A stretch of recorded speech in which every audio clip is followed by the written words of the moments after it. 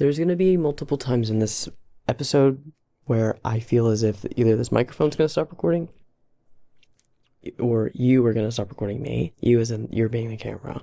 How does it feel to be a camera? Okay, questions I have for people who are cameras. First of all, do you like being held?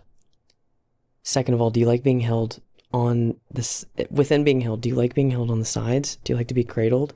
Do you like to free hang between, free hang around the neck, sort of nestled on someone's belly? Do you like to be held sideways? Do you like it whenever you are on a tripod? A serious question. Do you like to be on top of a tripod? Does it make you feel sturdy, or are you afraid of heights and you can't tell anyone? I know you're probably taller when you're on someone like me. I'm really big, but if you're on a tripod, you can't really, it's not as much motion, so you don't know where the ground is. You're not aware of what's going on, so you have to stand firm and just stay still. But I feel like as a camera, what you like the most, sorry to generalize, but personality-wise of a camera, do you like to be swung? Or do you like to stay still? Like, if I was a camera, would I like to be on a tripod? I think I'd like it, but I would just get bored. So I guess I'm the type of camera that likes to be in motion. And I think that I would like to be held within the hand and cradled sometimes. I think I'd like to be... See, on my camera, I have a silk wrap as my camera strap. It's pulled and tied between the loops on either side. And so it's given my camera some character, and it looks beautiful. So that's a way that I've been able to give my camera some personality, because I know that, like, at birth, you're sort of... And I'm sorry for saying it this way, but for lack of better words, generic. I know there's different types and models that are more beautiful than others, just genetics, but I think that they are a little plain in the way that they are presented to someone for the art form itself. You can't be distracted by a camera. You can't have a camera that has an earring. You could. But again, depending on what you're filming, it might be sort of distracting. If you're filming a waterfall, I think the waterfall would appreciate an earring. If you're filming a person and it has its ears gauged, I think eventually the person might have to say, I've been thinking about getting my ears gauged. Do you like having your ears gauged? Did you start small and grow bigger, or have you decided to, because I know that they stretch, have you gotten to the point of where they can close back up? And then if you're getting to the point of it, this is me asking, this person asking the camera, see how long this conversation go? If you're getting to the point of it, you're letting it not stretch to the point to where you can't go back. Does that mean that you're someone who's afraid of taking chances, or doesn't want too many things, like you want to be able to have a fallback? And does that mean that you are the type of person who is not good at relinquishing control? These are the types of questions that you need to be asking cameras, and these are the types of questions that people who are models need to be asking people with earrings. So I have studs because I'm gay. I have 5 of them. Every morning I push them into my ear so that they don't fall out, because one time when I was engaging in lover activities, 2 of them fell out, because you know how I am. And when I was communicating with this person who had the type of name that if I said it, you would laugh, and not because we need to be making fun of this person, but just because it's really awesome to say that I bleeped bleep. He was telling me, I brought it up to him, and he said, yes, him. And he said, oh, I was going to give them to you like a Cinderella moment the next time we saw each other. Guess when's the last time I saw him? I still haven't seen him. I haven't gotten back my earrings. I haven't gotten back my studge. So that means I had to go buy some more. And that means you have to figure out what size your holes are. And then you have to measure your hole. It's not just a gay thing to have to figure out how to measure your hole. It is like, it's a human experience, and everyone has to do it eventually. And I got it right on the first try because that's the type of person that I am. But I can understand how a process like that can be very menial and sort of degrading.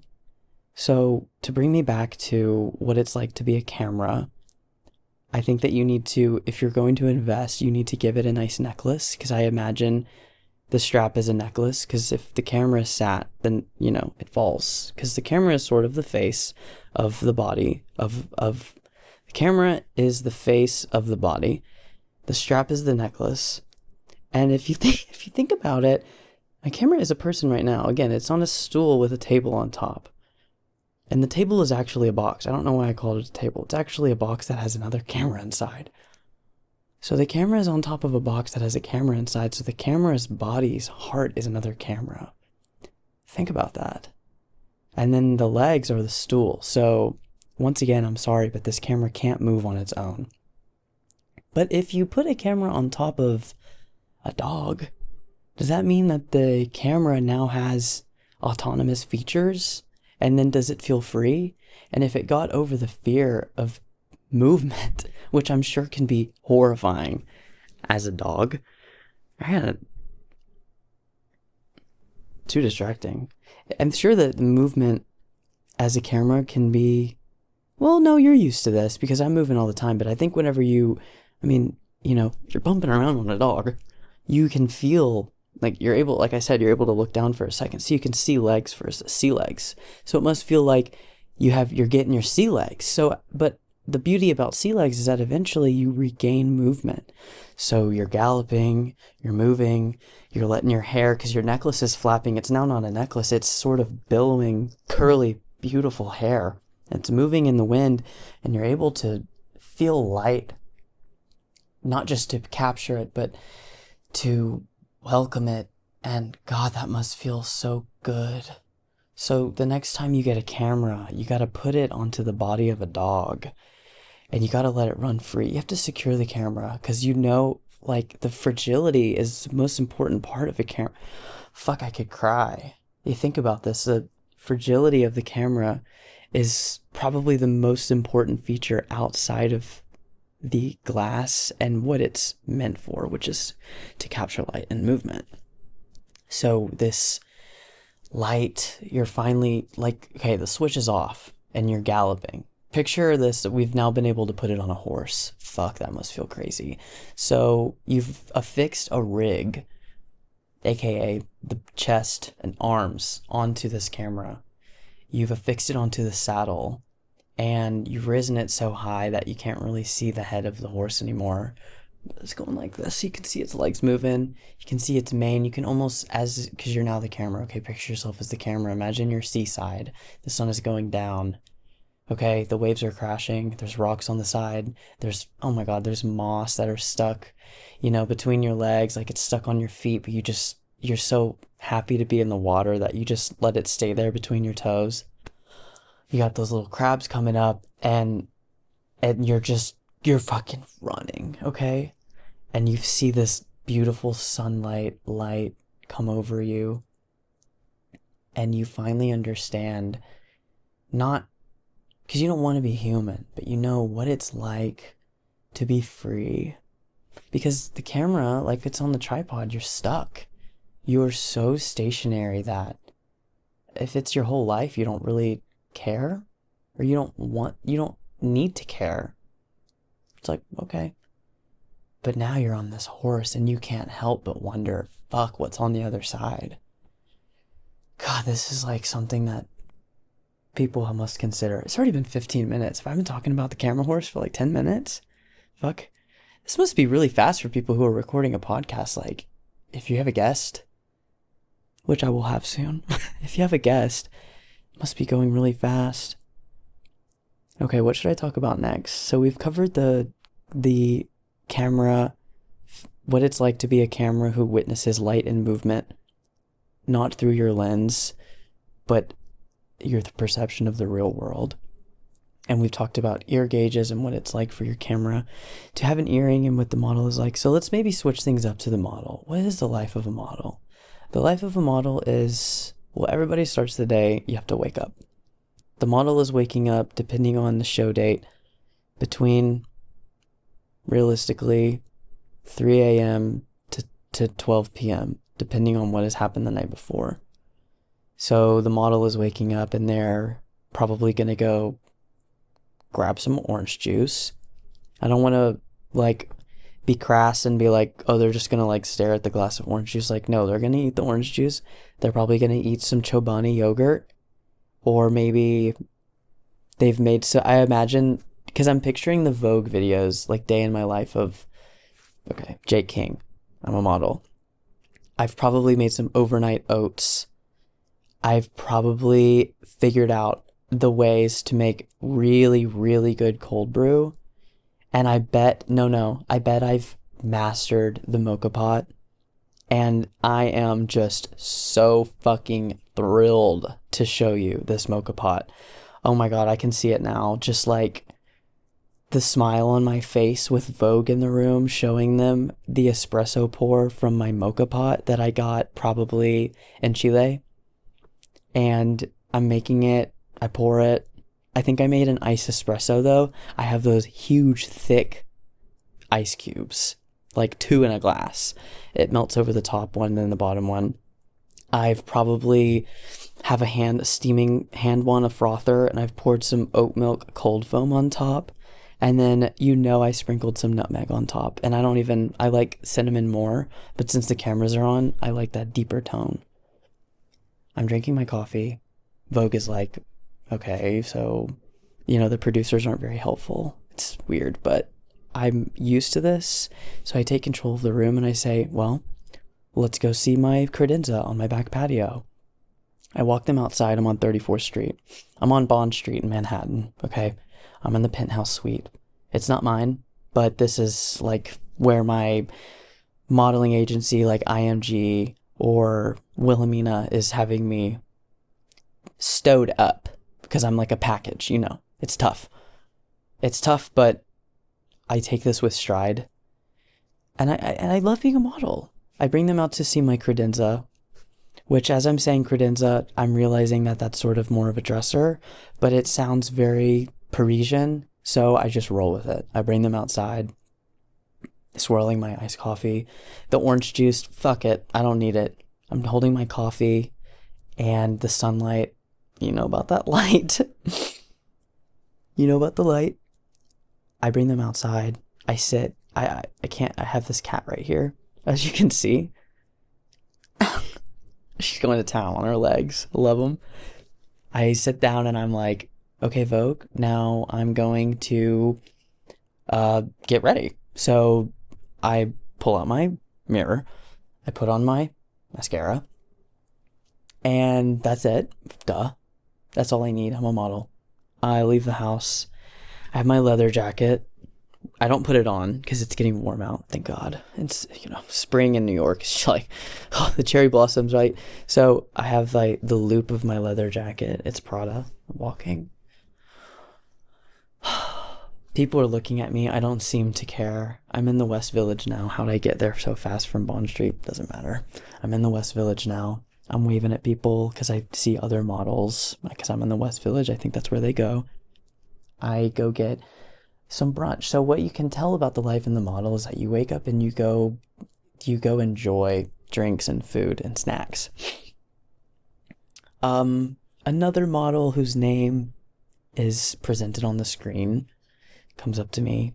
She sits down as well, and there's sort of a slow pan on a dolly that's kind of, going like this past us.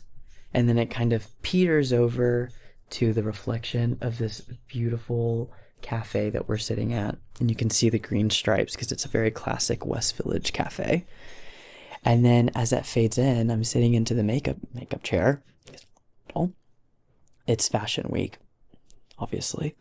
And I'm sat and I am just, you can tell my relationship with the makeup artist is, it's so easy to explain and it's so difficult to perceive because there's not much going on, but you can tell by how comfortable I am and the soft smile of my makeup artist with a beautiful brown bob. He's a man. He's gay. This guy. We just have this relationship that's like only being scouted as a teenager and put through the ringer throughout this industry, call it what it is, it's an industry, is something you can only get through this experience and process to have this type of relationship of someone who is above you. And I was going to say, not beneath you, equals, and in some ways above you, because think about the longevity of that career next to mine. It's something that I talk about. It's something that I talk about with George a lot. So again, Like, get with the program. I'm talking to Vogue about this. George is just, he's smiling in this way that's so agreeable, yet it's kind of intimidating because it's true. Like, I don't know what I'm going to do when I'm 25, and I'm 25 now. I just turned 25. I was born yesterday. As you know, I was born yesterday. So it's this tough balance of being nubile and also very mature. I've been in this New York City for a long time, and yeah, I think about my career a lot. So this is about the end of the video, because the videos are always very short. They're like 4 minutes max, because like I said, you mostly wake up, you eat food, and then you get makeup. You see me walking, and then you see me back in my hotel room because I'm jet setting. I throw my leather jacket onto my tiny, tiny, tiny luggage sitting on a bed, throw my jacket next to it, makes that flat noise that a leather jacket does. And I say, bye, Vogue. And then I shut the door. The door's shut. The cameras are off. And I'm alone. I take a deep breath. I sit on the edge of the bed. Kind of sat like this. I go to grab my phone. It's not even there. I think it's in I kind of lean back. I think it's in my jacket. It's not in my jacket. So I'm just kind of like...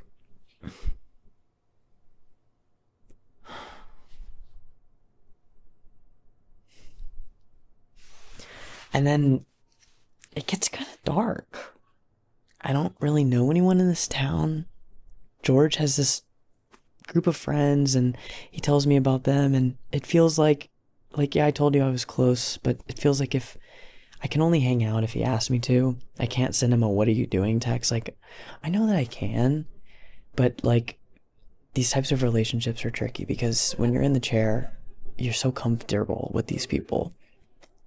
And when you're alone, you think like, oh, we have this positioning with each other that feels like like I said, he feels superior to me.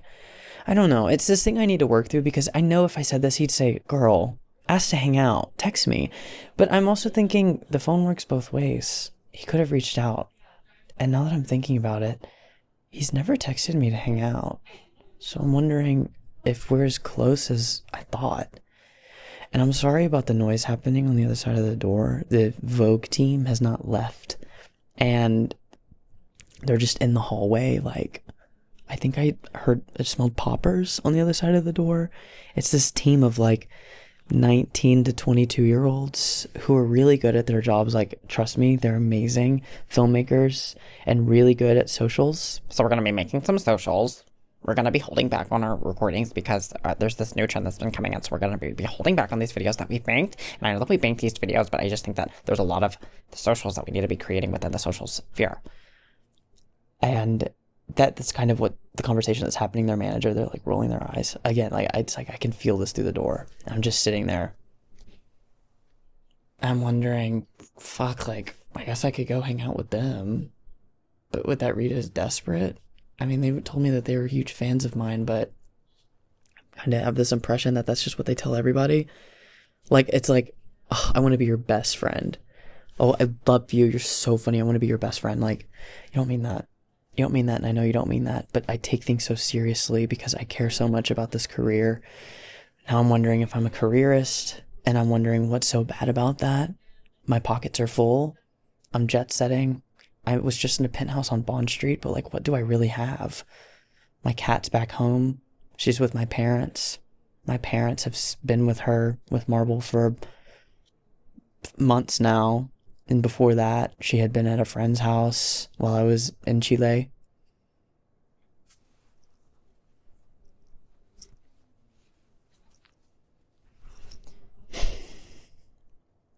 I'm starting to wonder if a career change is in foot, and I'm thinking about maybe...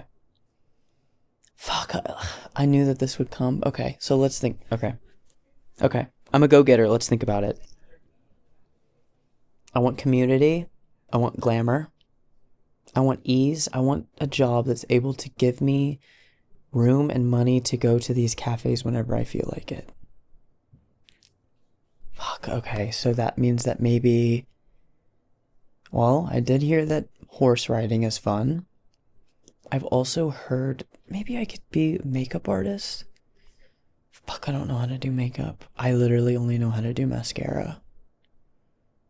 Whenever I was younger and didn't develop yet, and I had not become a beautiful model, I was thinking about tech. I know that like leaves a bad taste in your mouth, but just give me some space here. This is pre-algorithm, robust algorithms like we have. I really admired people who were able to develop software. I used to want to be a software engineer. My first dream job was to work at Google outside of being a veterinarian. Like they're crushing bottles outside the door. I think that they are literally like drinking. Like I know they're off work, but I think they are the Vogue team. I think they are drunk outside. I wanted to work at Google. I really wanted to work. What I wanted. Okay. This is helping. I wanted to work in the Google house. I wanted to work in the Google house, the house of Google. I wanted to work with their team. No, sorry. I wanted to work. I wanted the amenities. I liked. Well, fuck. I liked the food. I liked the food. I liked their little pods. I liked their abilities to reach community. I liked their whiteboards. Okay. What else did I like about them? I liked their... I'm getting distracted because of the partying on the other side of the door. But, so, if I were... What is my version of Google today? Because, to not get into everything, because I'm sure you guys know, Google has been releasing software that I don't even want to say it because I know it's been big news, but they've been turning everybody that has Google on their computer into slime. And so everybody who's been using Google is turned to slime. At tiny bits of slime too. It's barely even traceable. It's just like some goop left on a chair. You can't use it. You can't use it. You can't use it as moisturizer or anything. I mean, I don't know why you would, because that's really weird to use the remains of someone who had turned into slime. But since you're a camera, this isn't an issue. You don't know how to use Google. And horses don't know how to use Google either. So I guess that means that I shouldn't work. I should become a horse trainer because I did grow up with horses. I grew up with lots of horses. My first horse was given to me at age 11. So I don't know the names of breeds of horses, but it was the kind that is big and is the kind that is well taken care of because I grew up rich. I had a farm. Well, I didn't have a farm. My parents had a farm. I don't have shit. Apparently. I don't have shit. I don't want to get too... Listen, I know we don't know each other that well, despite what we had talked about at the beginning of this. Like, I know that we share a lot, and you are deeply in my life, but like George, you don't know lots of me. I keep wanting him to text me. I keep wanting him to invite me out. And I'm ashamed of that part of myself.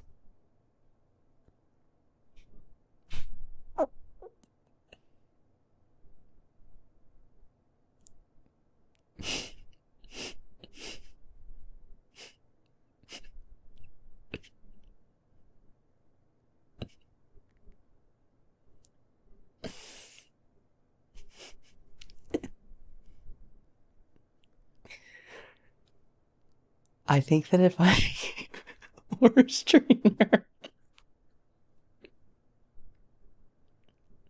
I'd be so fucking satisfied with life. It's not funny, okay? I'm just nervous about claiming these parts of myself.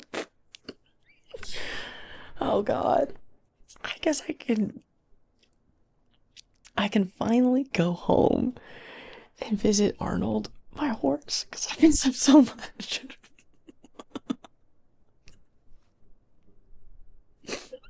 Okay, I'm done. I think that this is like... Okay, so I've got horse trainer, I've got modeling, and I've got software engineer. What else could I be? I could be a lighting technician. Oh my god, I've always thought that being a house painter would be fierce. Okay? You walk into the house, you say, what do you need? They tell you what they need, you come back, if it were me, I'd come back within the day or the next day because I'd have such close relationships with all of the painting community. So I'd have buckets of paint left over. I'd have my own painting ritual. I'd have my own technology. I would have my own machines. I'd be mixing paint. It'd be like in the inside of Home Depot, but it would be cunt. Sorry for saying that out loud, but it would be cunt. Okay, so I'd say, what do you need? What do you need? What do you need? Sorry, I'm trying to be chill, but like, what do you need? They tell me what they need. I go back. I mix that shit.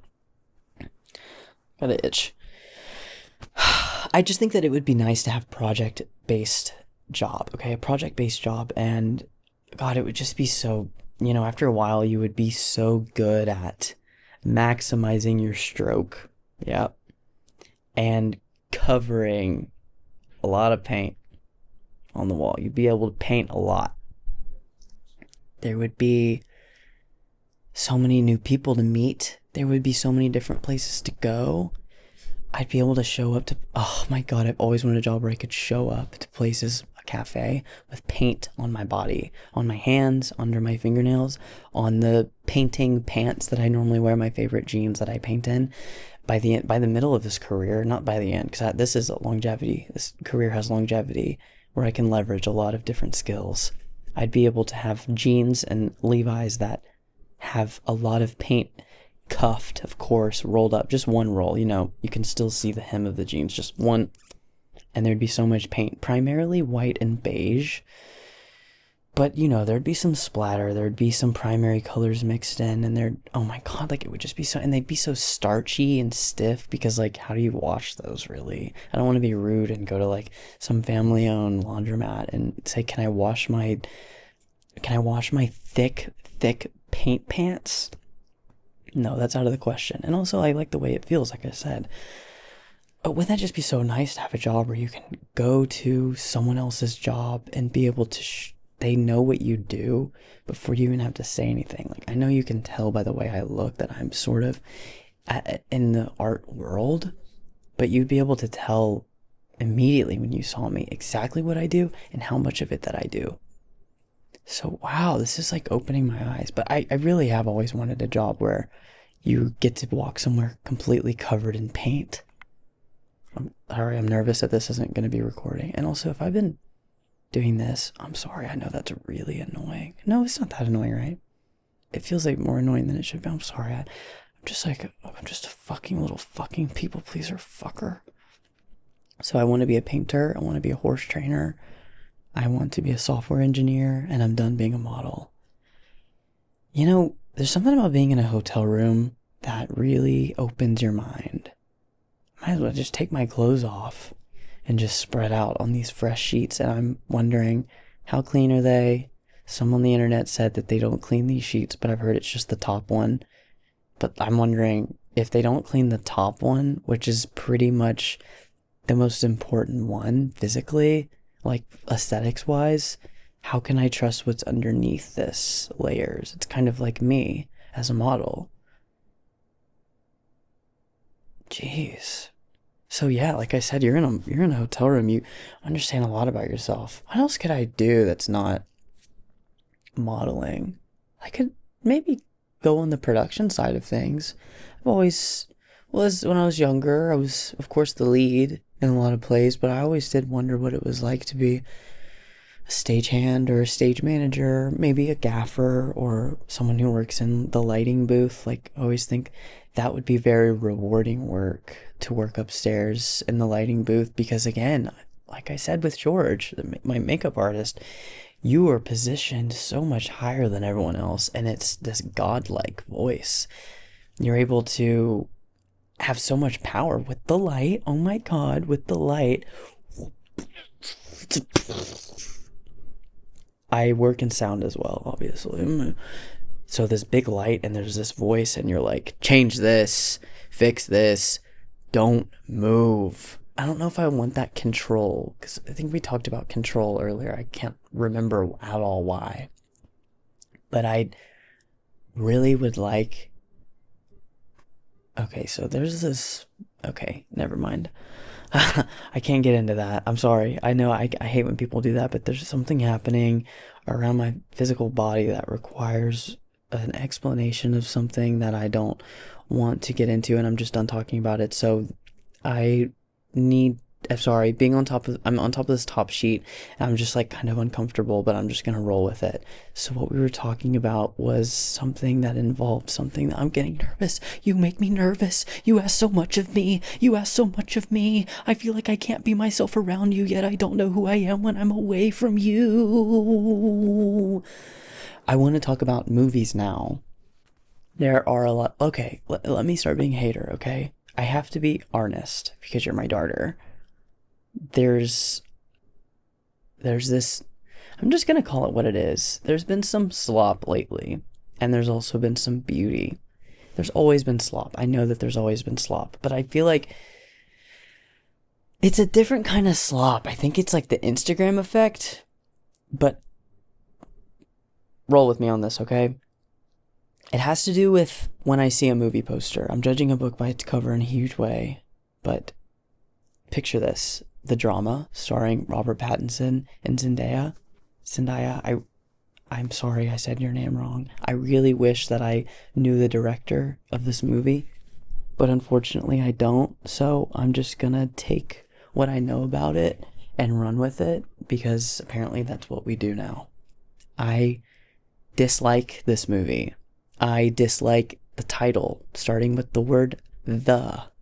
I think that that is very boring. I think that that is, what's the word for hoity-toity? I think it's pretentious. I guess it's fitting what they're trying to do, but like, okay, it's like, it's that type of thing that irritates me, but I can't even really explain why. Here's why. I don't like the cast. I don't like the poster. I don't like the trailers. I don't like the teasers. I don't like the way that they are acting with each other. I don't understand. It's because when these movies have these huge marketing budgets, my fucking brain is like, well, then it must be this thing that's a little different. And I'm trying to give it benefit of the doubt, saying, well, if it has such a plain title, it must be that they're trying to subvert something. There's a little bit of a juxtaposition with what's going to be happening. But from what I understand in this movie is that, please, I'm sorry, I'm trying to get myself across here. I'm so fucking sorry. They talk like, is the movie that they secretly don't like each other? Is the movie that one of them realizes that the other hates them, and then they go crazy because of it? And if so, not that you can't make a movie but already exists, but like, why am I being led to believe that the encounter between these two and the spectacle around them is that their relationship is not good? I'm under the impression that they feel like they need to be together based off of response from others, like they like the visuals of them being together, or maybe they were high school sweethearts and now they feel obligated to stay together. Maybe there's money involved. There has to be something that's making them feel like they have to get married. Because I did see an interesting clip from it where they're taking wedding pictures and they're wooden and uncomfortable, and they are literally acting like they're both gay as hell and they're brothers and sisters.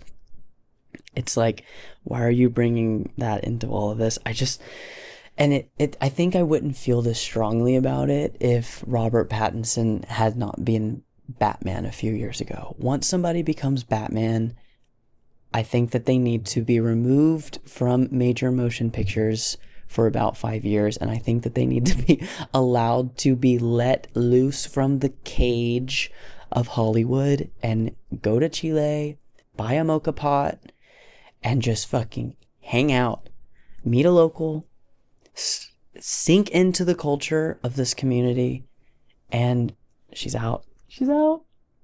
She can't take it in there anymore. Hi, sweetie. So cute. I wouldn't be feeling this way as well as if I can only talk about what I'm going to give myself 45 seconds to talk about this. Wuthering Heights. All I'm going to say about this is, everything aside, just hear me out, okay? Margot Robbie, Jacob Elordi, Emerald Fennell, Wuthering Hearts. I can't even say it right. It's a tongue twister of all tongue twisters. It is the feeling I felt when I saw that poster was hate. Like it was like actual like I drank my haterade and I had poured vodka all inside of it and I poured it in my mouth and I fucking lit a match and I spit fire and I burned down a whole apartment building full of people named like it was like I'm sorry for how that sounded. I know what that sounded like, and I have about 10 seconds left to talk about this, but God, it's just the words, like the syllables, the amount of vowels on the page, and the people, and it was just like, oh, fuck. It was like, it was too much. And yes, I watched the movie.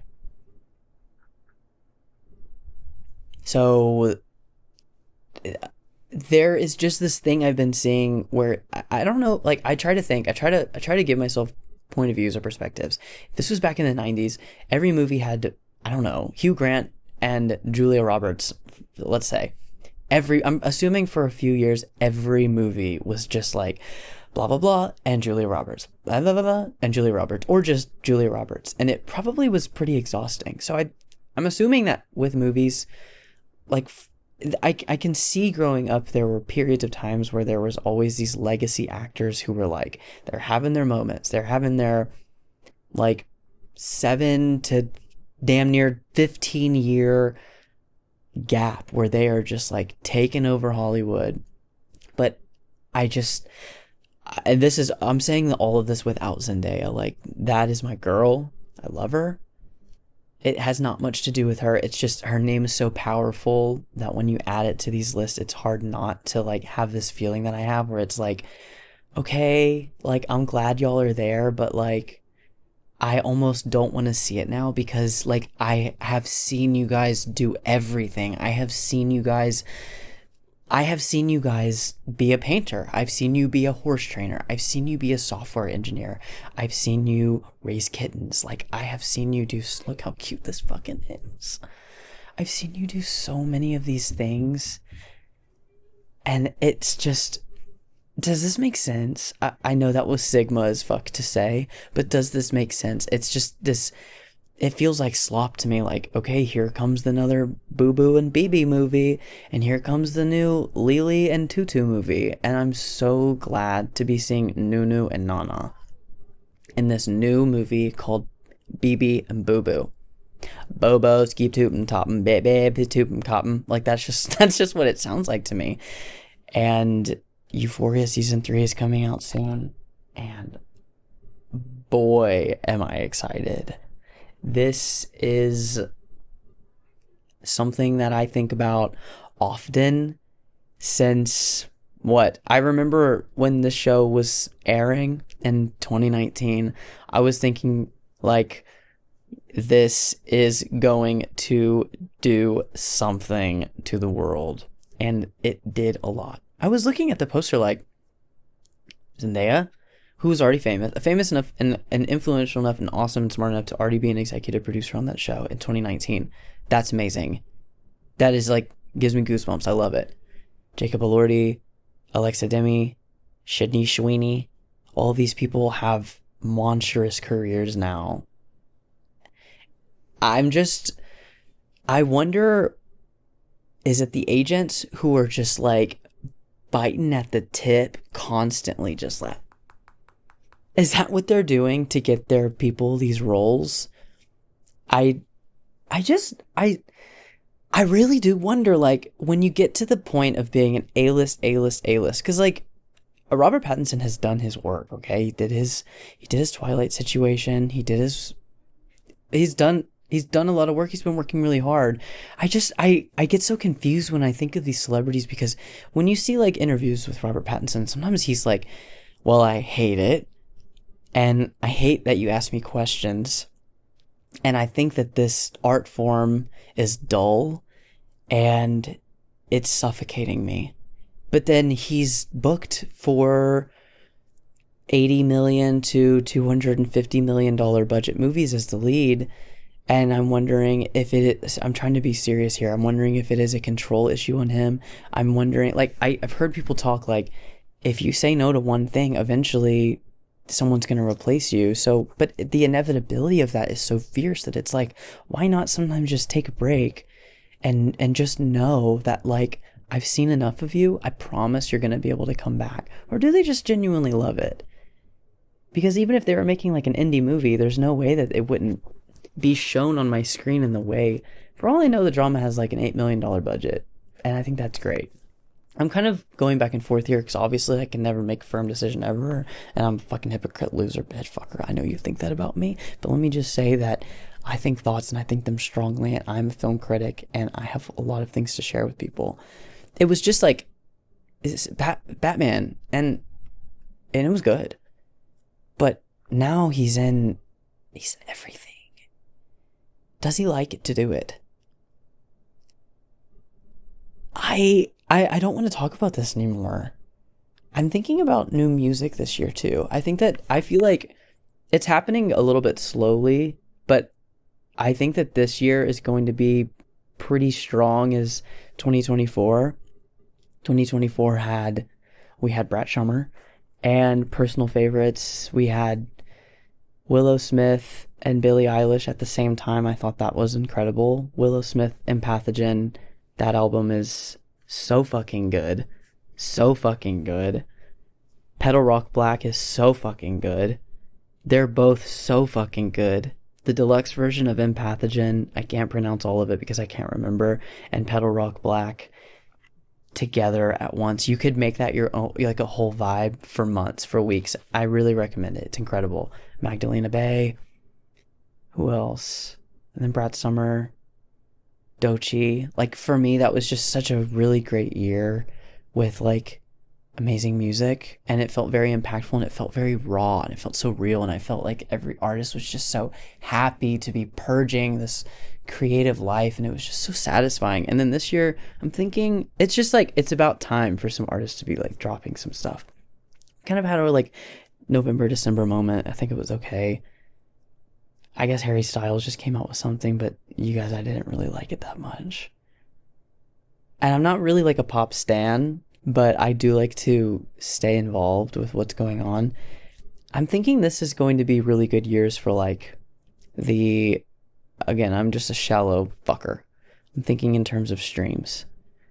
The like 6 to 25 million monthly listener echelon of people. I think that those are going to be the people that are making new stuff, because I'm just this is what I'm trying to say about the music stuff, okay? I know I'm being kind of earnest and boring right now, but there's these legacy people who have been around for a good bit. I'm trying to think of like everybody who's been in these movies that have just come out. Like Paul Mescal. I'm sorry, I know I said that in a mean way. I'm just thinking like, could we do a little different next time? It's like this rollover of like a 7 to 8 year period where like everybody is in every movie, and every 7 movies there's one of these 7 people, and it's a boy and a girl, and the movie happens. But it's like post-COVID, these legacy artists are affixed into like a jewel encrusted crown, and like even if I use my fucking huge teeth and like try to pull that shit out, I just end up breaking a tooth, and then I have to go to the dentist, and I only have a year left of insurance. So I can't keep doing this. But I don't think that they're going to move. I don't think they're going to remove themselves from the crown. There's this fear of people creating these movies, like the money people who want the return. So they're going to keep casting these people. And the people that, I'm sorry to say, the people that we're stuck with, I'm just like not too thrilled with.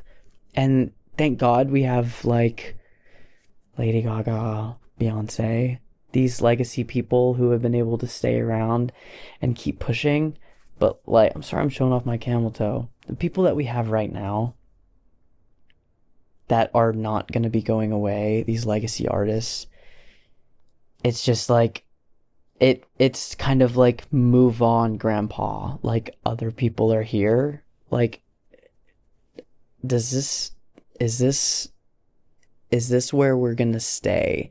There's been a few people who've been able to push up, and that's been fine. And pop music has been really great. Like, we've been able to.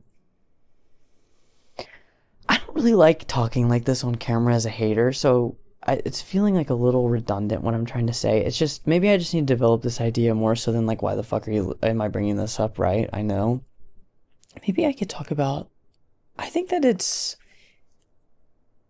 about time for me to stop talking.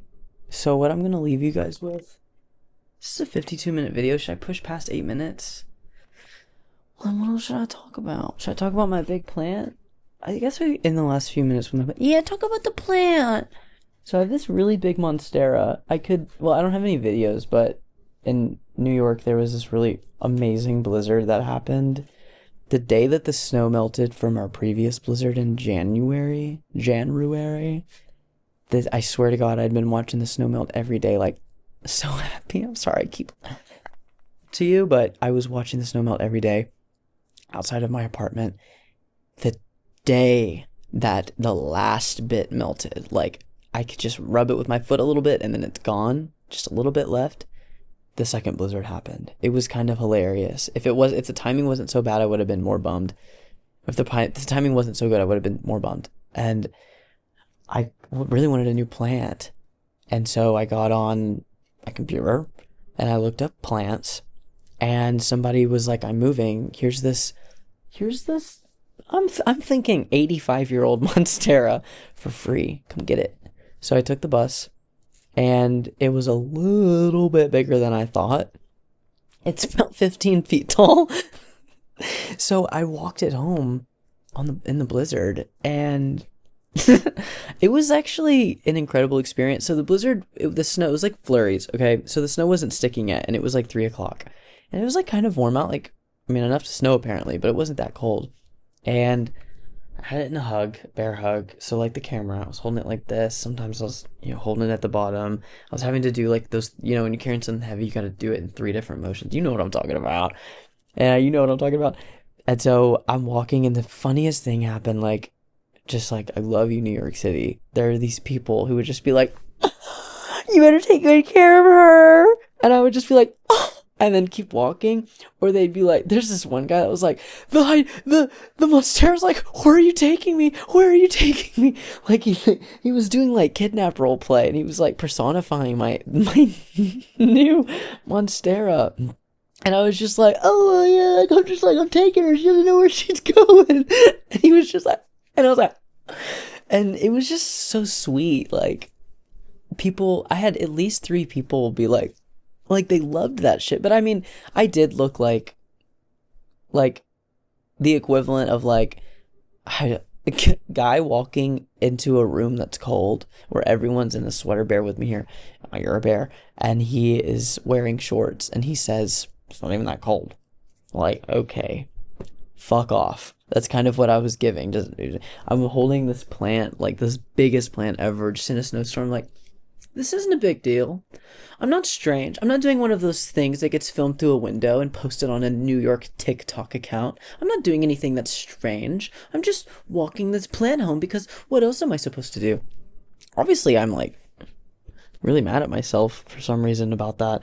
No, I'm just fucking with you, but like, it was just such a beautiful moment. So then I brought it home, and for a few days it was looking great because it was snow kissed. It was beautiful. And then it started to the word is for it unalive for a while. And I think I fixed it, but I'm realizing that it's like the same way as like people who adopt a puppy or they get a bird. Be like, oh yeah, you didn't think it was gonna be that much work, huh? I bet there's plant watchers watching this who are like, oh yeah, you think you can take care of a plant that big, can't you, you piece of shit? And what I have to say to that is, fuck off. She's doing good now. I wasn't overwatering it, but because of the snow, I did think not to water it for a few days extra, and I swear to God, in the middle of the night, beep, she started to die. She's doing good now. I've been noticing the edges of the leaves have started to look better, and if there are people who are interested, my amazing viewers, I would love to show you guys what she looks like up close because it is truly a beautiful plant. I think that's about it. I know that was a really great ending. And yeah, this was fun. This was good. This was good. We got modeling, we got horse riding, we got software engineer, we got house painter. Yeah, earlier I could not remember about that I was a house painter, and so I just had to start talking about movies. So let me know, real talk, let me know because I'm building a channel. Even though I've been getting millions of views, I'm still new. So tell me which was better, the first half roleplay or the second half reality. Do you think I'm funny? Do you think I'm sexy? Do you wish I had a different haircut? And do you like it if I had a brown bob or not? And do you think I should become a makeup artist? Or do you think that I should stay a model because I think that it would be a waste to let these good looks go? But I'm aware of my youth and I welcome aging. And I'm not going to apologize for that. But seriously, this was fun. I feel like this hour went by really fast. And if you were able to stick with me through here, I think that's fucking awesome. So I'm going to be making my over here quirky little funny videos. I'm trying to not take the piss out of myself, but those videos were fun. So I'm going to be making those, and I'm going to be making these. I'm going to be uploading consistently, and that is a friendship promise. From someone who has a princess patio out here, take it from me that this is a friendship promise that I'm going to be uploading consistently. I hope that this was fun for you to watch. I hope this felt like I was on FaceTime with a friend. That's what I'm going for, and if you felt that way, I'm sorry, but I'm about to hang up because I have to go eat dinner too. What did you eat? Talk about that in the comments below. What did you eat? What have you eaten? If you haven't eaten yet, tell me about how excited you are to do it, because I, of course, am a representative for folks who were born yesterday. If you have not eaten anything yet, from me going to that cafe earlier and drinking out of the mocha pot, I just gotta say, it is delicious. So when you get the chance, let me know, was it hot or was it cold? Did you drink it or did you eat it? Are you happy or are you sad? Are you gay or are you straight? Let me know all of these things down in the comments. And my name is Jake. This was the most important thing that I've ever put onto the internet. And real talk, paint something soon, draw something soon, do a journal entry soon. A page does not take long, I swear to God. Yeah, I'm talking about the big guy. I'm talking about the big lady upstairs. It takes like 8 minutes if you let it. And if you don't want to finish the page, just keep saying, I don't want to finish the page. I don't want to finish the page. I don't want to finish the page. The only reason why I'm doing this is because I keep journaling. The only reason why I keep doing this is because I'm journaling changed my life. Journaling changed my life. So yeah, journal, draw something, pet your cat if you had it. If your cat's at your parents' house because you've been modeling like crazy, you need to go FaceTime your sister so she can go to your house. I miss my sister so much. I love her so much. I miss my niece too. I love you guys. Not as much as I love my niece though, because she is actually perfect and you're jealous. She's so cute. All right, come on, baby. She said it.